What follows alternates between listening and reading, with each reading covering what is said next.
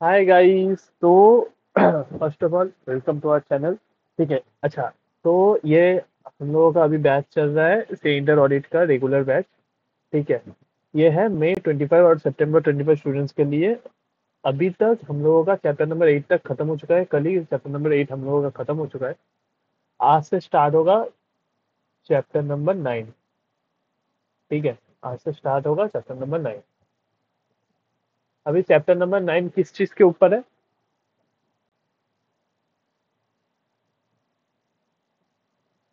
Audit of different types of entity. Audit of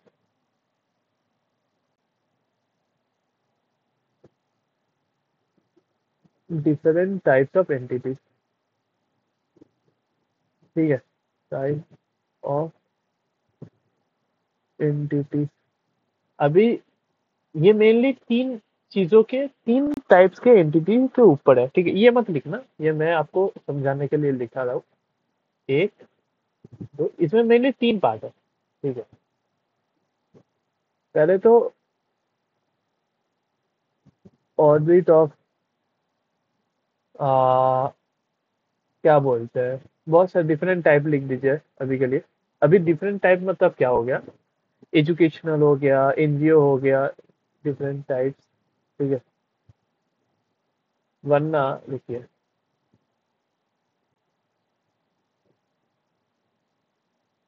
हाँ, तो इसमें हो गया, पहला कर दीजिए गवर्नमेंट ऑडिट। ठीक है। एक हो गया गवर्नमेंट ऑडिट, पहला नहीं, एक हो गया गवर्नमेंट ऑडिट। एक हो गया audit of local body. Audit of मतलब इसमें क्या, ट्रस्ट हो गया, फिर कोऑपरेटिव सोसाइटी हो गया, ये सारे ऑडिट ऑफ लोकल बॉडी। ठीक है। और थर्ड हो गया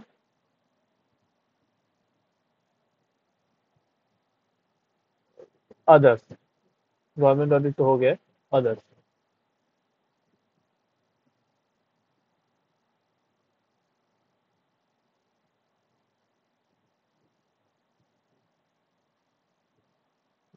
अदर्स। ठीक है।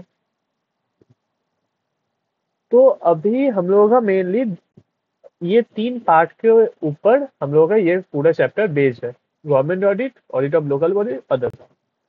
फर्स्ट हम लोग स्टार्ट करेंगे अदर्स को लेके, क्योंकि ये सबसे आसान है। मतलब मुझे लगता है ये कंपेरेटिवली आसान है, क्योंकि इसमें क्या है कि आप अगर एक एक नॉर्मल मतलब एक क्या है, एक पैटर्न आप देख लो, जो कि मैं समरी में लिखाऊंगा।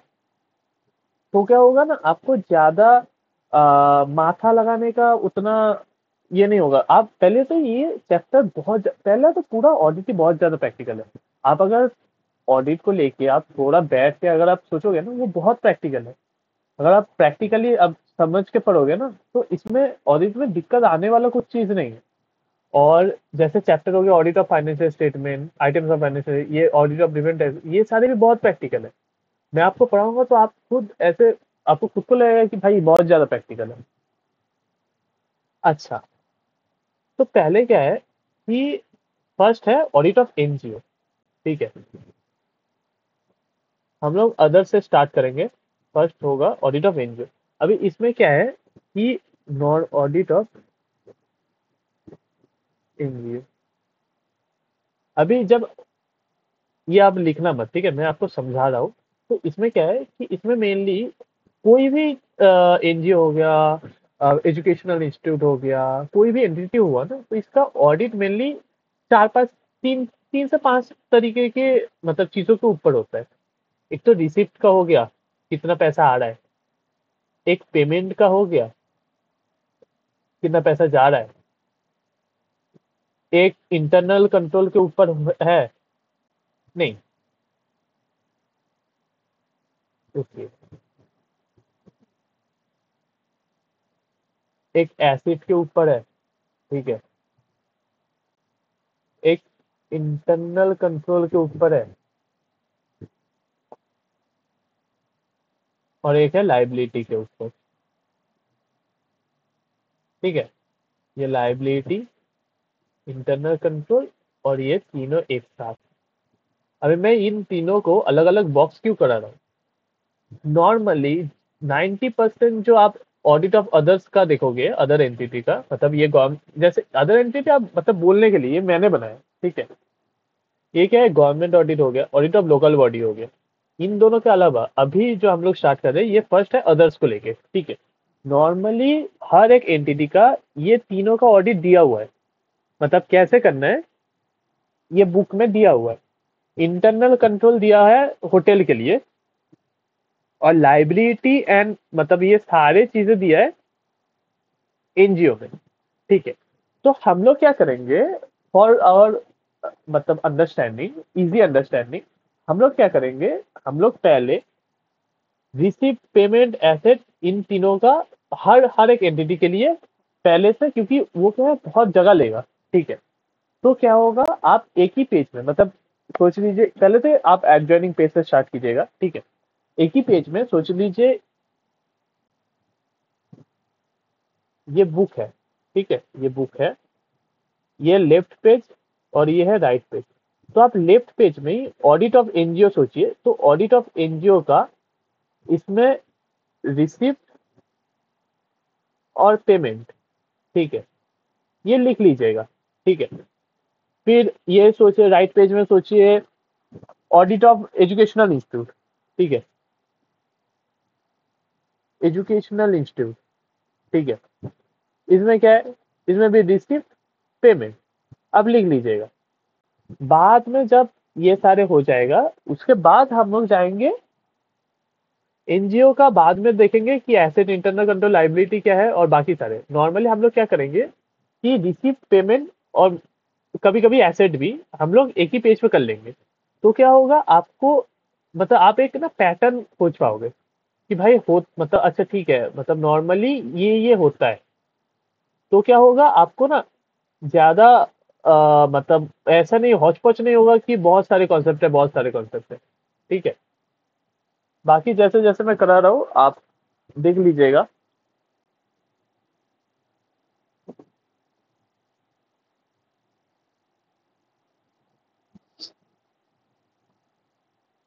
ठीक है, चलो।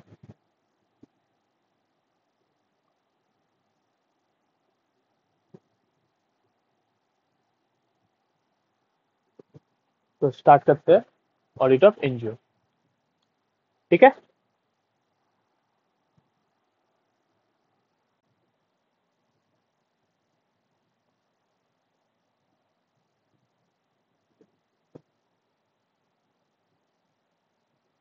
स्टार्ट करते हैं।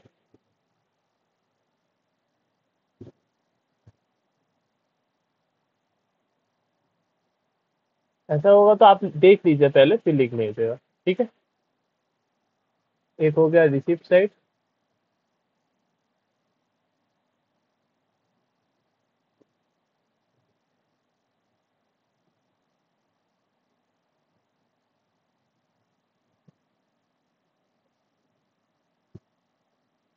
एक हो गया रिसिप्ट साइड, और एक हो गया payment side,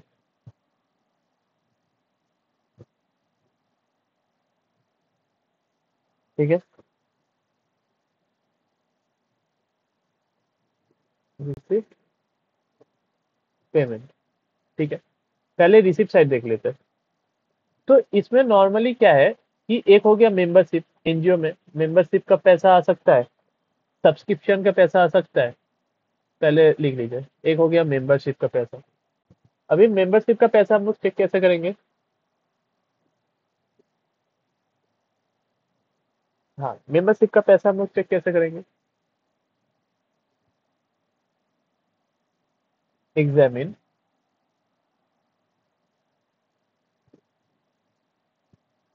examine counterfoil, ठीक है। एग्जामिन काउंटर फॉइल मतलब copy of receipt issued, of receipt issued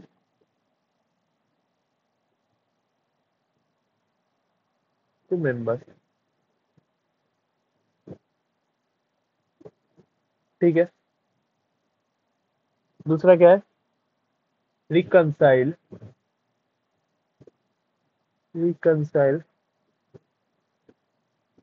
counterfoil with cash book और passbook, with cash book और पासबुक। इसका मतलब क्या है कि काउंटरफॉल मतलब कॉपी, मतलब वो कार्बन पेपर का कॉपी होता है ना, वो ऐसा। तो अभी जब हम लोग कोई भी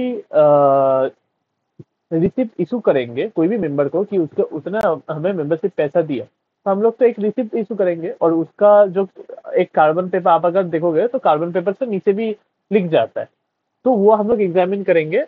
और रिकॉन्साइल काउंटरफॉल विथ कैश बुक, मतलब जो कैश बुक और पासबुक होगा उसका हम लोग जो ये काउंटरफॉल है मतलब कॉपी है उसको हम लोग रिकंसाइल करेंगे कि प्रॉपरली मेंटेन, मतलब कैश बुक और पासबुक में मेंटेन किया गया है कि नहीं।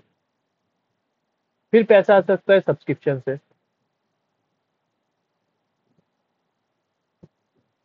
सब्सक्रिप्शन फीस, सब्सक्रिप्शन फीस में हम लोग क्या देखेंगे?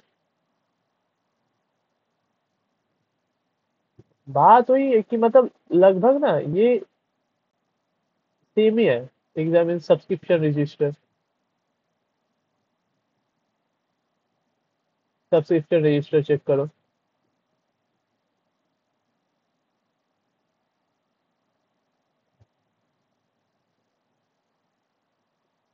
Obtain the rates of subscription, मतलब जो रेट होगा वो जानो कि भाई कितना रेट है। Obtain the rates of subscription.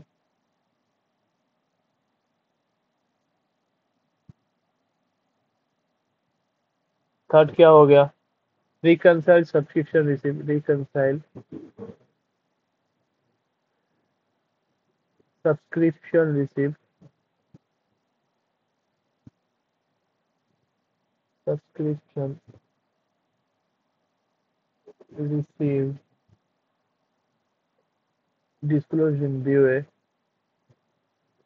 Disclose मतलब जितना डिस्क्लोज किया गया है बीओए में, बुक्स ऑफ अकाउंट्स में, विद जनरल मतलब उतना जनरल में है कि नहीं।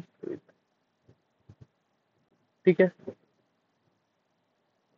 तो हम लोग क्या examine subscription register, obtain the rates of subscription और रिकंसाइल। ठीक है, ये हो गया सब्सक्रिप्शन, तो मेंबरशिप फीस हो गया, सब्सक्रिप्शन हो गया। डोनेशन व ग्रांट से भी पैसा आ सकता है एनजीओ को, नॉर्मली उसी से आता है सबसे ज्यादा। डोनेशन और ग्रांट, डोनेशन और ग्रांट को कैसे यूज ऑडिट करेंगे हम लोग?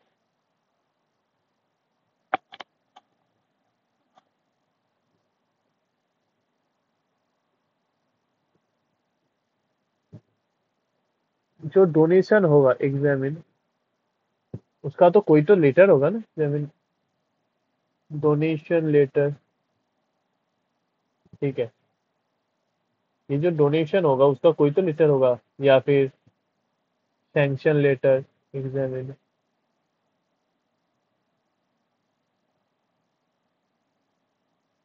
Sanction letter. ठीक है,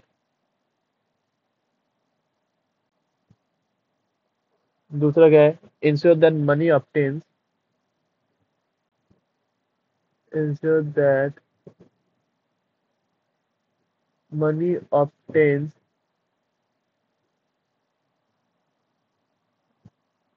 towards special purpose, towards special purpose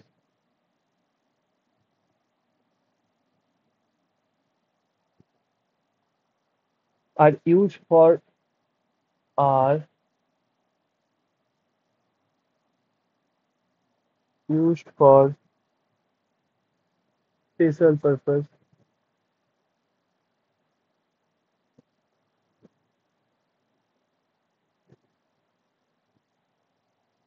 ठीक है, तीसरा क्या है?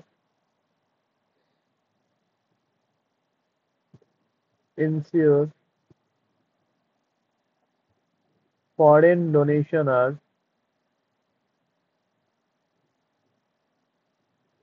foreign donation are in foreign currency bank account, in foreign currency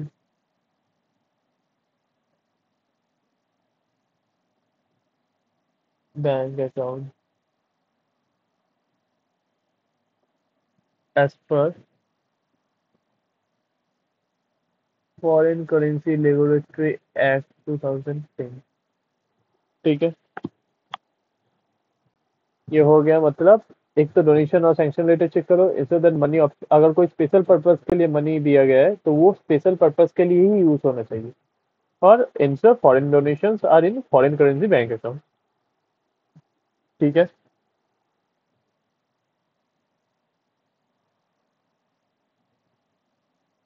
चौथा क्या है? Income from investment.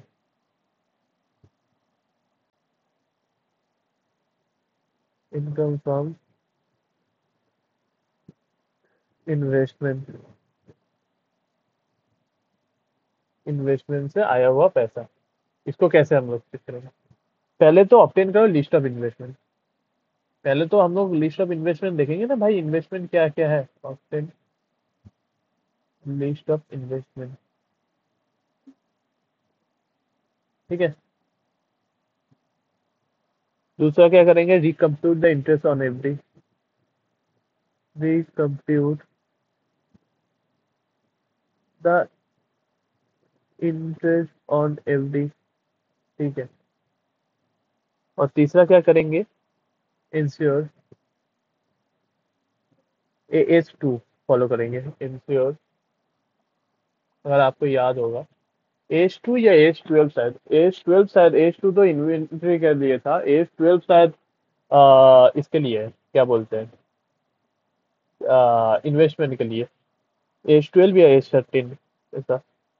Investment sold, investment sold is x dividend, is x dividend. और क्या है? जो इन्वेस्टमेंट परचेज है,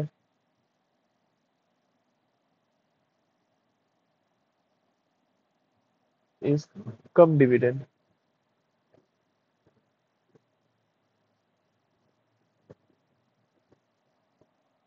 ठीक है, और फिफ्थ क्या है? फिफ्थ कहाँ से आता है? फंड रेजिंग प्रोग्राम से। अगर अगर कोई फंड रेजिंग प्रोग्राम हुआ,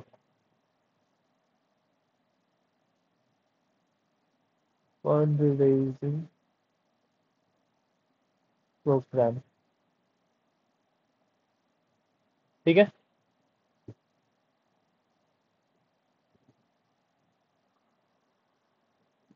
इसमें क्या है? पहले तो एग्जामिन करो, एग्जामिन इंटरनल कंट्रोल सिस्टम। मतलब इसका इंटरनल कंट्रोल सिस्टम कैसा है? ये जो fund raising internal control system, इसका जो इंटरनल कंट्रोल है, ये प्रॉपरली है कि नहीं, ये प्रॉपर ऑथराइजेशन दे रहा है कि नहीं। ठीक है, फिर आइडेंटिफाई पर्सन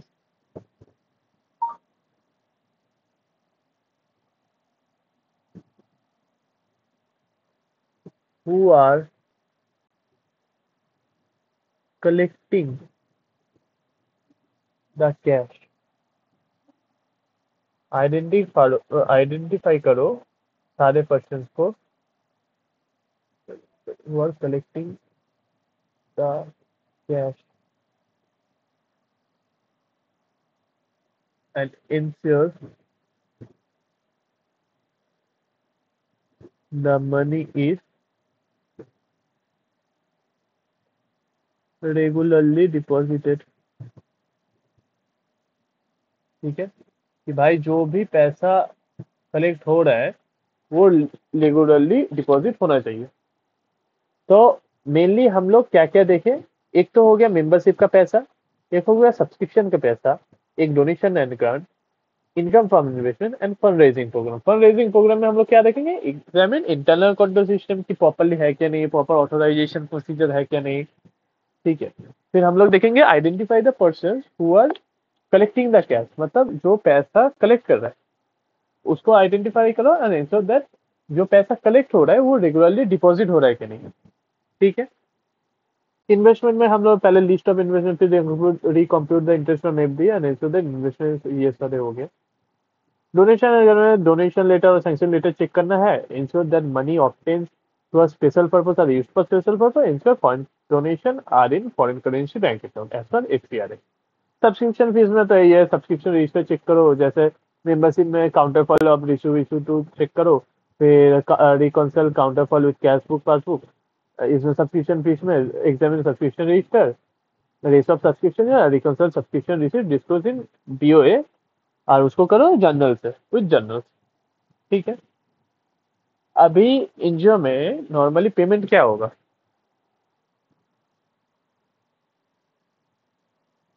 अगर फंड रेजिंग प्रोग्राम से पैसा आ सकता है तो फंड रेजिंग प्रोग्राम जो करोगे आप, उसमें तो खर्चा भी तो होगा ना।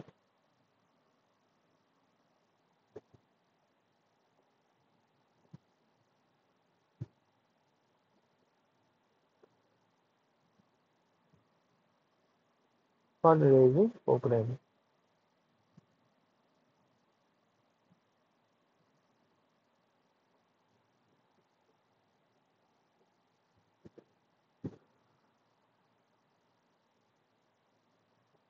इसमें क्या होगा?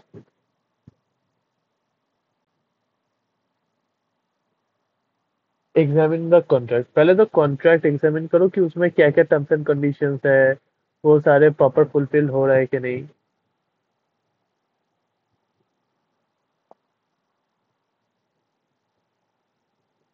If TDS deducted, TDS deducted, then whether then whether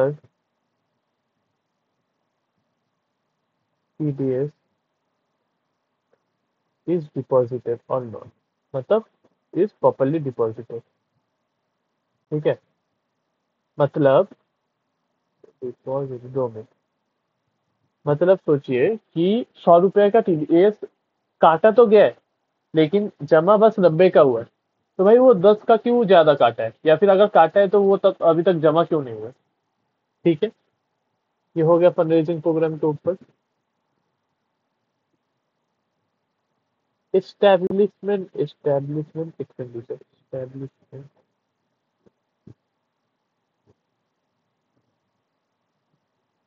expenditure. ठीक है। इसमें क्या देखेंगे?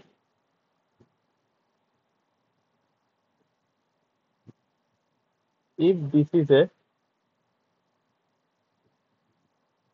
Heavy expenditure. ठीक है, हेवी मतलब बहुत बड़ा एक अमाउंट का एक्सपेंडिचर हुआ, then it should be authorized. ठीक है, then it should be authorised.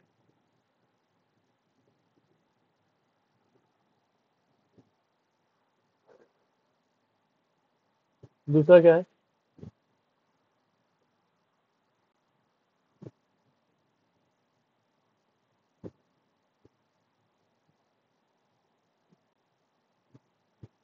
अगर ये हेवी एक्सपेंडिचर हुआ तो ये तो ऑथोराइज होना ही चाहिए, heavy expenditure, then it should be capitalised.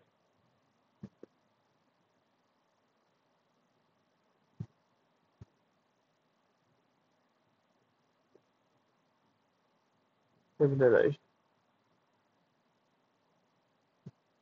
And ensure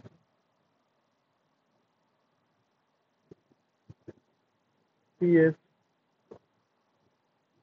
PSI is deposited, is properly deposited लिख दीजिए। if pf esi if collected, मतलब अगर कलेक्ट हुआ, then properly deposited, properly deposited। ठीक है, मतलब एक हम लोग एस्टेब्लिशमेंट एक्सपेंडिचर में क्या क्या देखेंगे, अगर वो हेवी एक्सपेंडिचर हुआ then it should be authorize and it should be capitalize, और अगर पीएफईएसआई कलेक्ट हुआ then it should be properly deposited. ठीक है, डिडक्टेड मतलब क्या, डिडक्टेड होगा मतलब वही सेम ही है, अगर वो डिडक्ट हुआ तो प्रॉपर्ली डिपॉजिट होना चाहिए, deducted and it should be properly deposited. ठीक है,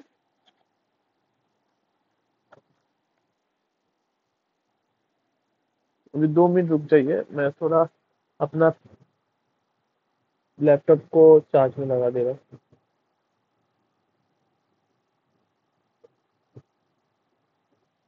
हाँ हो गया, तो ये हो गया ऑडिट ऑफ एनजीओ। ठीक है, ऑडिट ऑफ एनजीओ। ठीक है, अभी लिखिए दूसरे पेज में ऑडिट ऑफ एजुकेशनल इशू। इसमें भी हम लोग पहले रिसिप्ट एंड पेमेंट का पहले देख लेंगे। ठीक है, उसके बाद हम लोग आय का देखेंगे।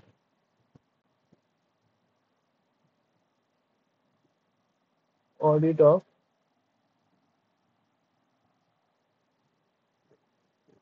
एजुकेशनल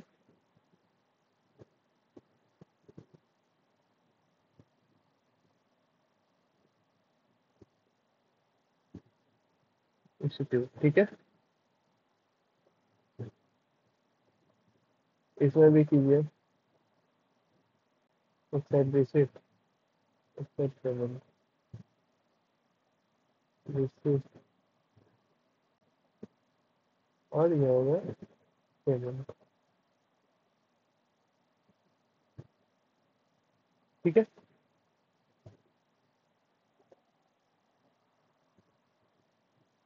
अभी एजुकेशनल इंस्टीट्यूट में नॉर्मली कैसे कैसे पैसे आ सकता है, मेन सोर्स क्या है, फीस फ्रॉम स्टूडेंट, ये तो मेन सोर्स है ना, कोई भी educational institute fees from student. इसमें क्या रखेंगे, exam student register,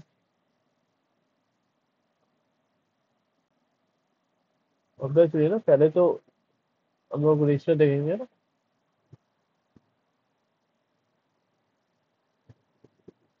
examine the counter for,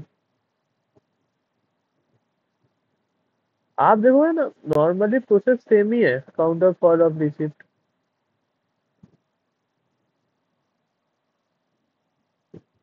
obviously receipt issued ही होगा।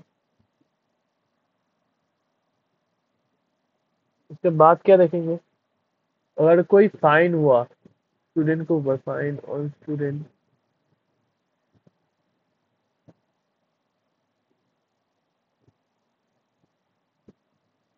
अगर कोई कलेक्ट हुआ तब भी देखेंगे, अगर वेव हुआ तब भी देखेंगे कि भाई वेव क्यों हुआ, अगर जो फाइन लगना चाहिए था वो क्यों नहीं लगा।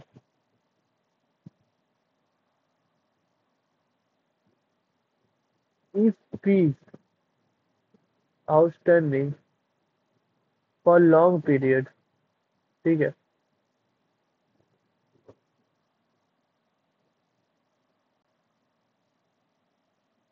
तब चेक करेंगे, check whether it is recoverable, मतलब रिकवर कर सकते हैं, रिकवरेबल, चेक वेदर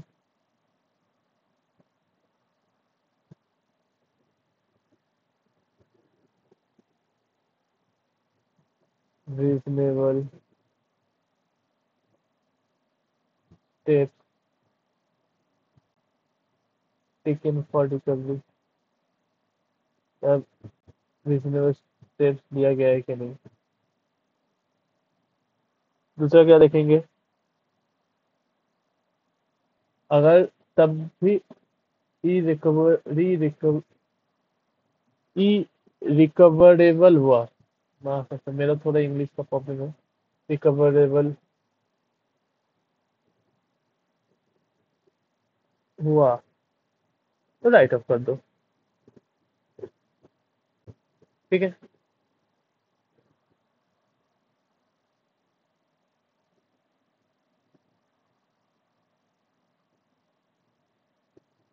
अगर आप स्कॉलरशिप या ऐसा दे रहे हो, डिस्काउंट इंश्योर ऑथेंटिकेशन, मतलब आप किसी को भी स्कॉलरशिप या डिस्काउंट दे रहे हो तो उसको इंश्योर करो कि वो ऑथेंटिक तो हो।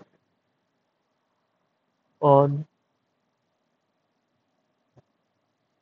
डिस्काउंट और स्कॉलरशिप, ठीक है। इफ क्या है, जो एडमिशन फी होगा, ठीक है, उसका जो स्लिप होगा, slip for admission fee should B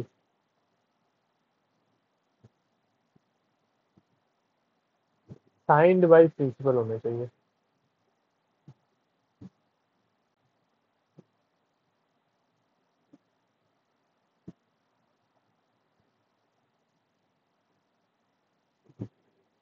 check करो, examine whether hostel fees are recoverable।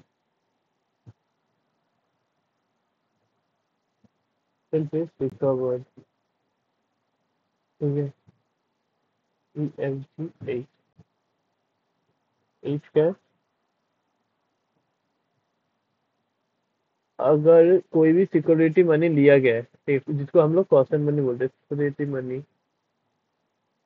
लिया गया है, if security money is refundable, अगर वो जो security money refundable, then check whether it is treated as a liability, ठीक है। ये हो गया हम लोग का फीस फ्रॉम स्टूडेंट। तो क्या क्या देखे, एक तो स्टूडेंट रजिस्टर चेक करो, काउंटर फॉर रिसिप्ट चेक करो, फिर फाइन अगर स्टूडेंट होगा, फाइनेंस स्टूडेंट होगा तो उसमें क्या है, कलेक्ट भी चेक करो कि जितना कलेक्ट हुआ है, और अगर कुछ वेव हुआ है वो भी चेक करो। Fees outstanding for long period, देखो कि ये रिजनेबल स्टेप लिया गया है कि नहीं, अगर रिजनेबल स्टेप लिया गया है तब, अगर तब भी नहीं रिकवर हो रहा है तो राइट ऑफ करो।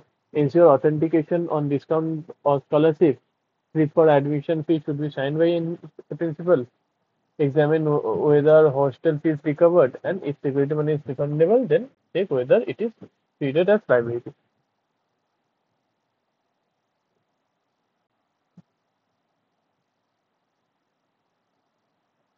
दूसरा है इनकम फ्रॉम इन्वेस्टमेंट।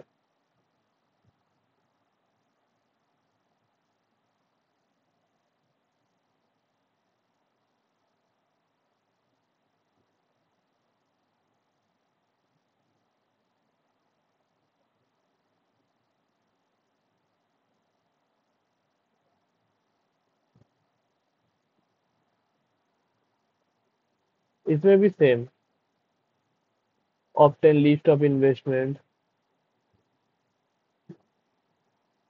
मैं आपको एक ना समरी बना के दूंगा, ये अदर एंटिटी का ये सारा सारा जो है ना, इसमें आधा से ज्यादा, मतलब वो लीज, लीज एंटिटी, फिर वो सारे सोल प्रोप्राइटरशिप, ये सारे हटा के मैं आपको लिस्ट बना के दूंगा। तो वो इससे क्या होगा आपका, मतलब एनजीओ हो गया, होटल हो गया, हॉस्पिटल हो गया, ये सारे जो 6-7 को जो ये है ना, मतलब एंटिटीज है, आपका एकदम समराइज्ड हो जाएगा।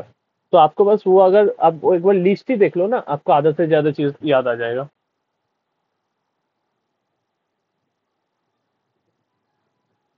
Recompute, recompute the interest on FD, the interest on FD. तीसरा क्या है, इंश्योर इन्वेस्ट, मैं इधर से ही कॉपी कर दे रहा हूँ, ठीक है।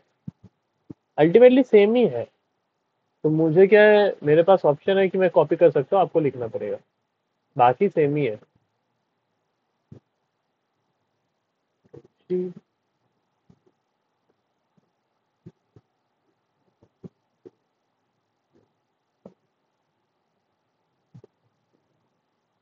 ठीक है।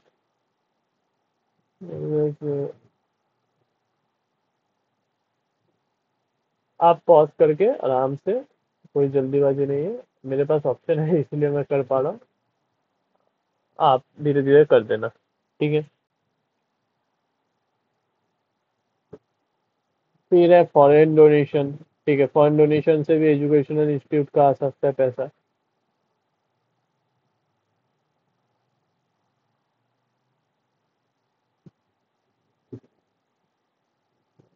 इसमें भी मैं कॉपी पेस्ट ही करूंगा। ये क्या आप अल्टीमेटली टाइम, मतलब अगर मेरा बचा तो मैं आपके ऊपर ज्यादा टाइम दे सकता हूँ ना, इसीलिए। कुर्सी।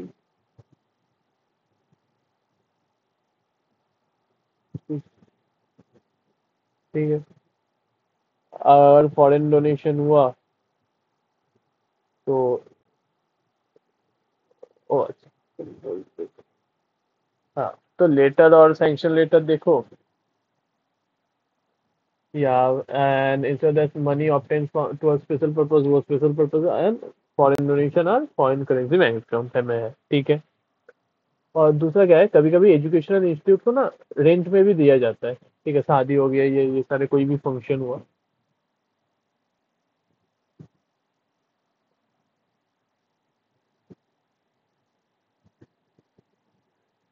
रेंटल इनकम, ठीक है।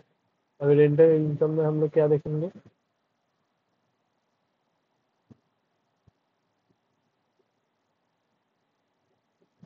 Examine rent agreement.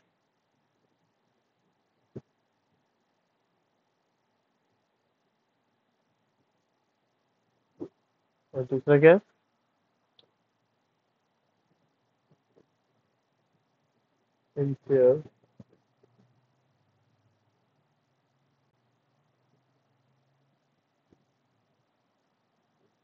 Rent as per rent agreement,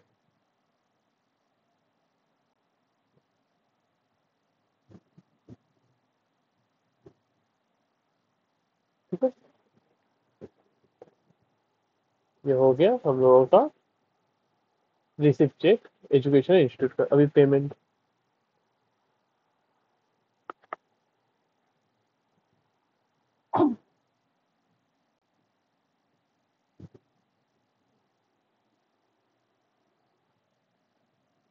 payment में पहले तो एस्टेब्लिशमेंट एक्सपेंडिचर आएगा, ठीक है।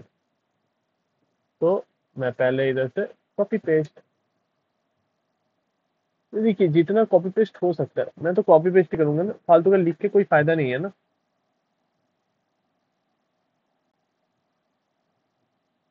मुझे पता है ये बहुत ज्यादा मतलब बुरा लगता है कि मुझे नहीं लिखना पड़ रहा है लेकिन आपको लिखना पड़ रहा है, लेकिन क्या कर सकते हैं अभी।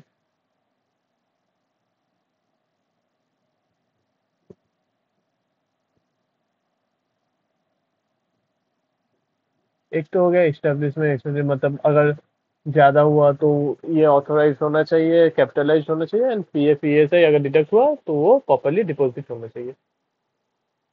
ये हो गया। अभी दूसरा क्या है? एम्प्लॉय बेनिफिट एक्सपेंस, मतलब सैलरी हो गया, ये सारे हो गया। एम्प्लॉय बेनिफिट एक्सपेंडिचर, ठीक है।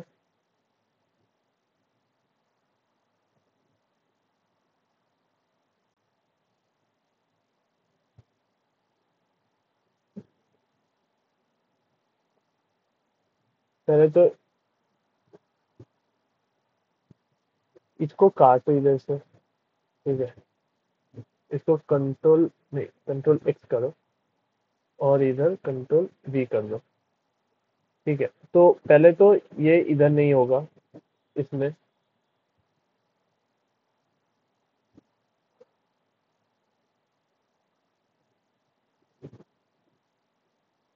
ठीक है। अगर ये इंश्योर, अगर पीएफ ईएसआई अगर डिडक्ट हुआ तो इसमें करो। दूसरा क्या है?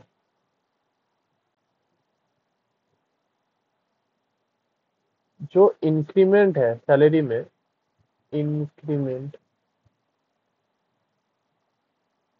ऑफ सैलरी, वो ऑथोराइज होना चाहिए,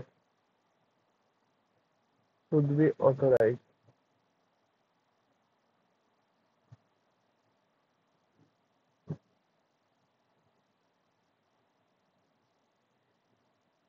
इसमें क्या है?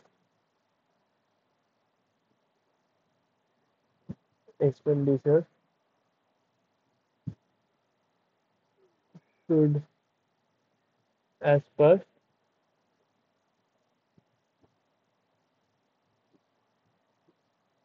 पर्पस स्पेसिफाइड, ये अलग है, ठीक है। Okay.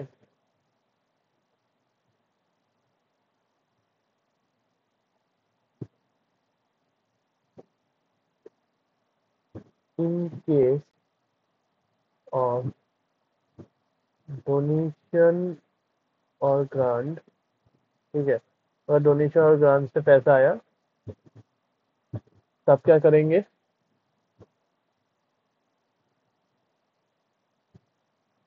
Expenditure should as per purpose specified, ठीक है। मतलब जो पर्पस के लिए आया है वही पर्पस के लिए खर्चा भी होना चाहिए, ठीक है। ये हो गया हम लोगों का पेमेंट साइड एजुकेशनल इंस्टीट्यूट का।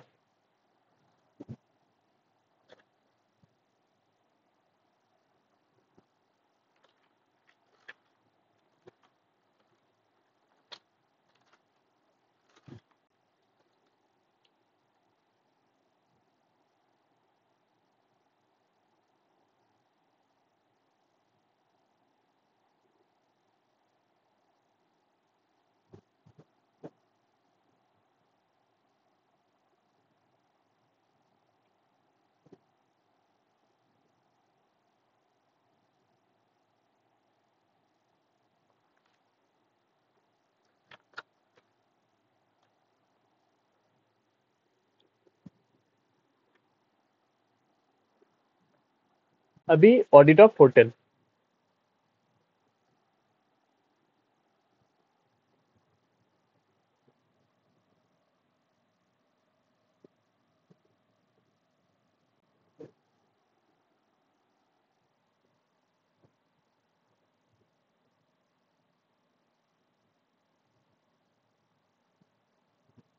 Audit of hotel.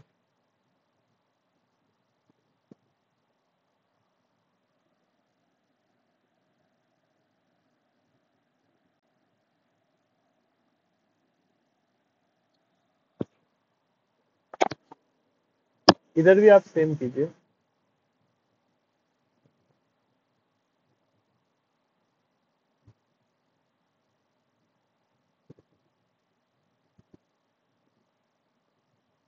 Receive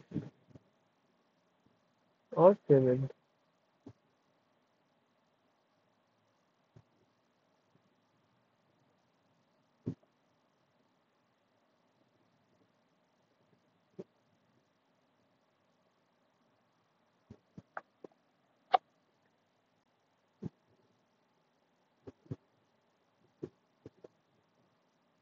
hotel में सबसे मेन तो यही होगा ना, रूम सेल्स। इसमें क्या देखेंगे हम लोग?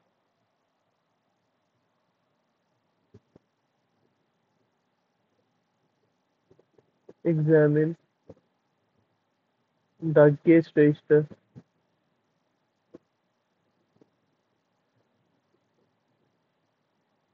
ठीक है। दूसरा क्या देखेंगे?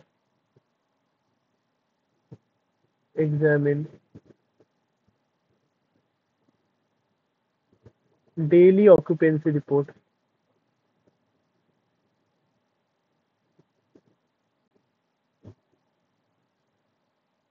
दूसरा क्या है?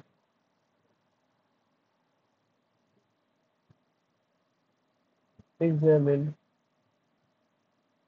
Standard tariff and compare with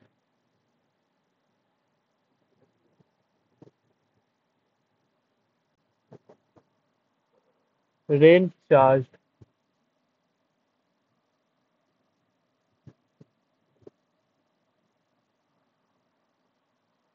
if discount given it should be authorized. If discount given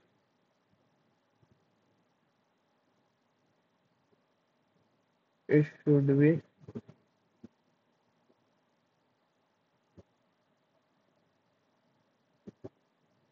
authorized. मुझे 2 मिनट दीजिएगा, should be authorized.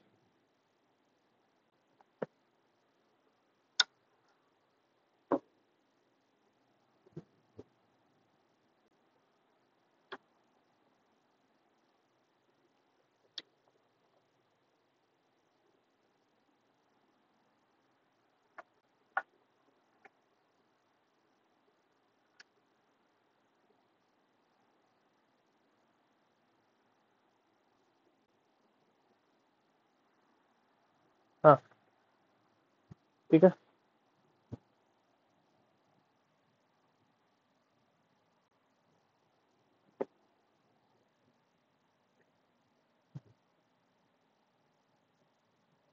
अगर बुकिंग कोई एजेंट के थ्रू हुआ, if booking is through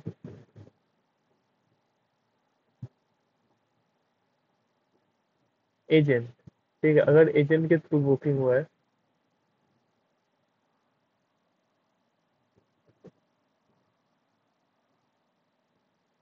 तो चेक कीजिए कमीशन एज पर एग्रीमेंट है कि नहीं।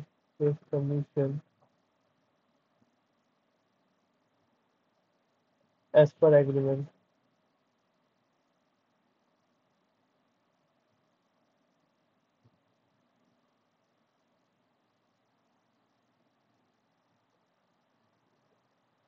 ensure that ensure that money is received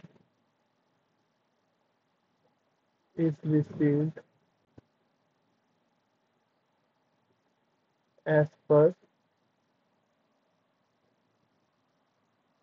money is recovered as per terms of trade.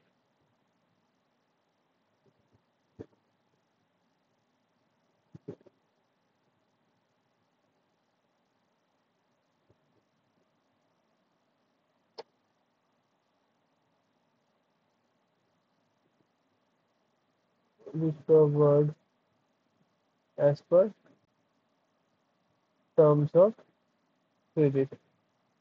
मतलब बहुत बार होता है ना कि भाई 5 दिन के बाद देंगे हम लोग, तो 5 दिन का मनी आना चाहिए।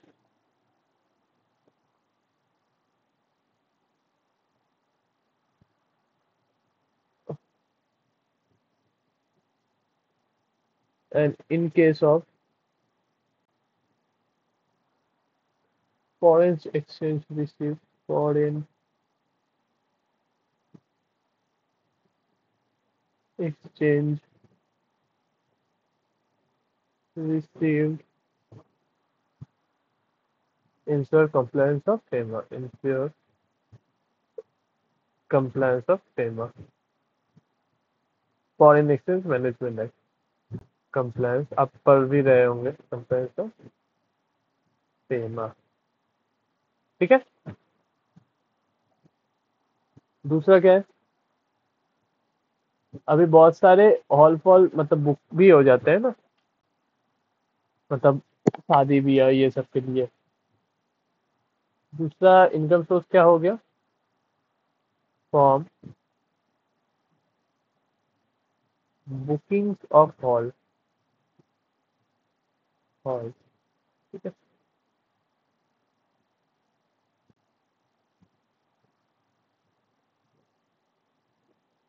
एग्जामिन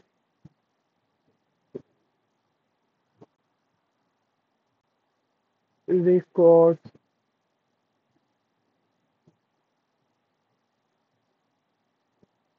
contract,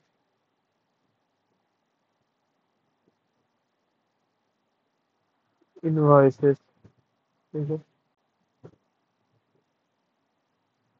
ठीक है, ensure at which rates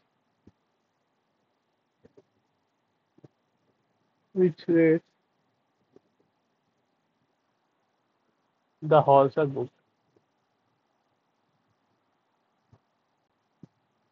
The halls are booked.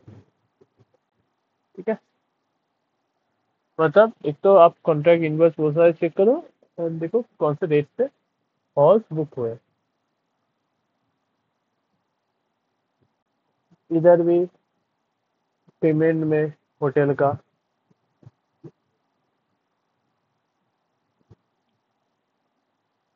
Establishment expenditure आएगा ही। कंपोजिट जी, ठीक है, ये हो गया। और दूसरा क्या है?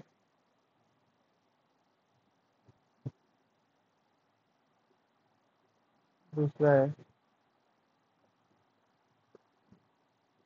Tax should be paid, taxes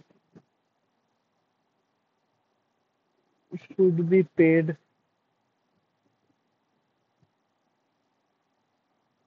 to proper authorities. ठीक है, taxes should be paid to proper authorities. ठीक है,